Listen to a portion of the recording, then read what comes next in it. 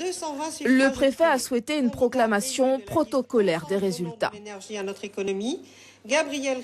La liste de Richard Gabriel, le président sortant de la Chambre de commerce et d'industrie, obtient 31 sièges sur 34. Lors de la précédente mandature, son équipe occupait la totalité des sièges. En déplacement professionnel, Richard Gabriel nous a affirmé par téléphone qu'il assurera la présidence de la Chambre consulaire pendant toute la durée du mandat. Nous retrouvons le porte-parole de la liste victorieuse, Franck Krivski, à son cabinet. L'une des préoccupations majeures de son camp restera les finances de la CCI et le remboursement de ses emprunts. Il faudra commencer par continuer à mettre en place la gestion saine. C'est ce que nous avons commencé depuis à peu près 18 mois sous la mandature de M. Richard Gabriel. Donc ça va nous permettre premièrement de voir un peu, de garder les finances de la Chambre à flot, donc ça veut dire positivement. Et ensuite, ça va nous permettre d'aider les entreprises, les accompagner. Mais la liste adverse CCI Cap 2016, menée par Jean-Luc Davidas, n'a pas dit son dernier mot.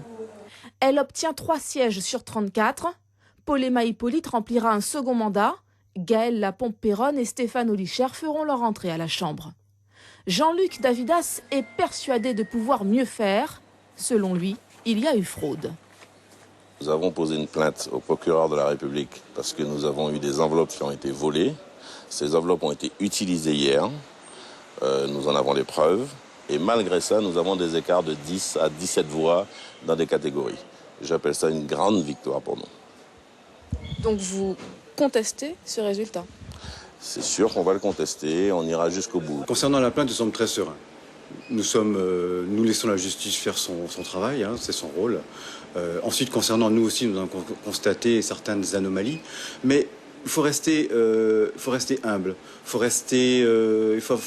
Il faut être un bon gagnant ou un bon perdant. Lors de la campagne, les candidats avaient promis de travailler ensemble.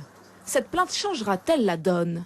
Si les résultats annoncés aujourd'hui ne sont pas remis en cause, l'installation des membres de la CCI aura lieu le 22 novembre prochain.